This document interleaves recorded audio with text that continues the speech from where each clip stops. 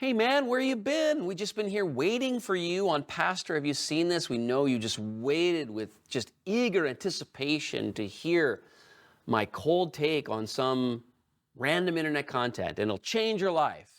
Well, actually, we are hoping that this will add value because some things make the rounds and we wonder, well, how would a Christian think about that? And maybe that pushes back on the Christian faith. And how would a pastor comment on that? So now you're going to find out how a Christian pastor is going to comment on something that I haven't seen before. So if you got something like this that you say, hey, I'd love to stump Rick with this one, send it to this address, social@ac3.org, and I'd be happy to comment on it. And you can disagree and we can spar in the comments, and it'll be loads of fun.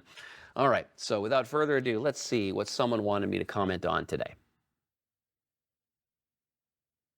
Believe what happened to this man while he was out in the woods hunting. Watch this. I'm up on this old lake way back in the woods, and I saw an eagle all the way across it. It's the lake. And I said, Lord, I sure would like to get close to that eagle, because sometimes I feel like you don't always hear me, but if you hear me today, let me get close. Ah. I had a bald eagle land on my shoulder, out here hunting. I don't think you can get no closer than that right there. I know, I guess not. God is in the business of doing miracles. And if you believe that, subscribe now. Oh, wow. That's really something. Okay, so the only thing to say from a skeptical frame of mind is it's the internet. You don't know. So is this hunter dude in his fatigues and his green orange vest, is he a falconer and this is his, pet bald eagle? Maybe. But I don't know. And so I don't think stranger things have happened, and this would just be one of those things that we would chalk up to the providential will of God to answer a prayer for a bouquet of roses, a desire to dive into the wonder of God's grace. That's all that request was, right? Lord, I want to get close to this eagle. And I'm open to the idea that it's a setup and it didn't really happen. But also, this is not so completely out of the norm that it could not have happened. And if something like this does happen, no laws of nature are broken in a bald eagle, a wild eagle landing on a hunter's shoulder. But it is unusual, super unusual. And as I've told people, by the way, in a sermon series on miracles, by the way, you can check that out on our YouTube channel. We talked about miracles right after Easter this last year, so look that up. Our series in May, when we talked about different kinds of miracles. A providential miracle will be just something like that. And you say, well, eagles land on things all the time. That's okay. But the context matters, and the context of a prayer in a certain moment, a certain time, by a certain man, and then the surrounding circumstances of the eagle landing in direct correspondence to the request, that we rightly chalk up to a providential miracle.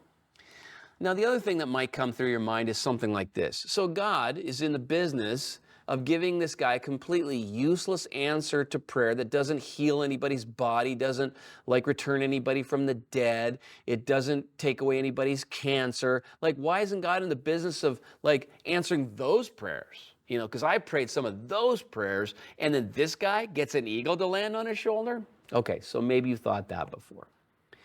Listen, I've actually asked myself that. When I ask for things, I ask for all sorts of things.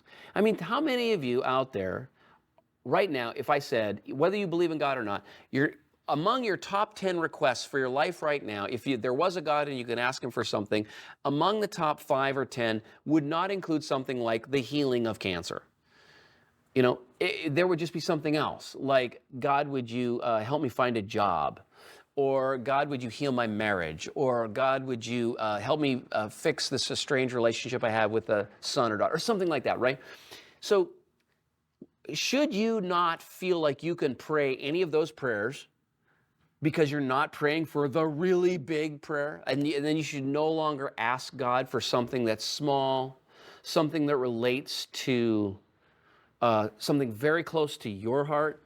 Should you feel like you just can't ask God for any of that stuff, unless you're asking for the end of poverty or the end of world wars or the healing of all, the ending of cancer. I just don't think that that's a good way to think. Here's what we're called to do. Jesus says, ask, and he paints this picture for you.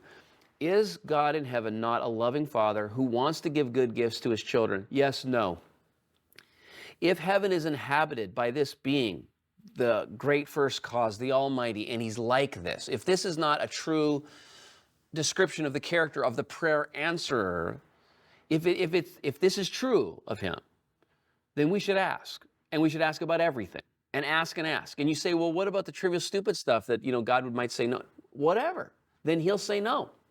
And by his persistent no to that request, that might actually change your request. You stop asking for that thing over and over again. Or maybe you'll continue to press in because you believe the request is holy, righteous, and good, and something is changing in you as you ask, and you're not getting an answer. But here's what I've decided never to do. I've decided never to stop asking because I consider my request too trivial for God to care about. I've just decided that the way Jesus painted the heart of the Father, I am not only allowed to ask, I'm obligated to ask about all the things, and God will sort through my request to decide which ones he will answer.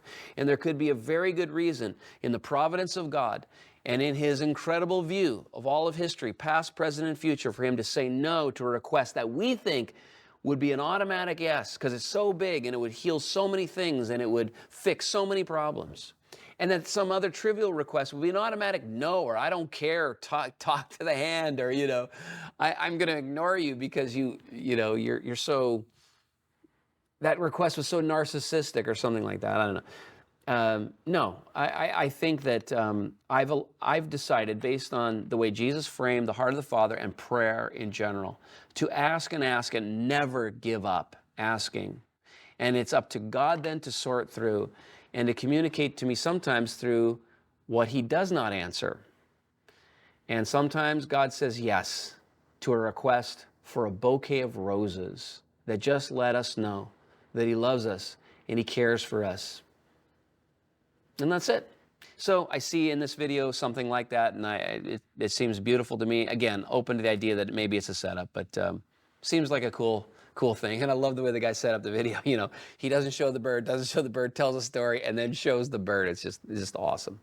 All right, you've got something for me to comment on. Send it to social@ac3.org. Comment in the comments below whether you think what I'm saying is just crazy cuckoo for Cocoa Puffs or whatever. We'll start a conversation. And until next time, we'll see you here on Pastor, Have You Seen This?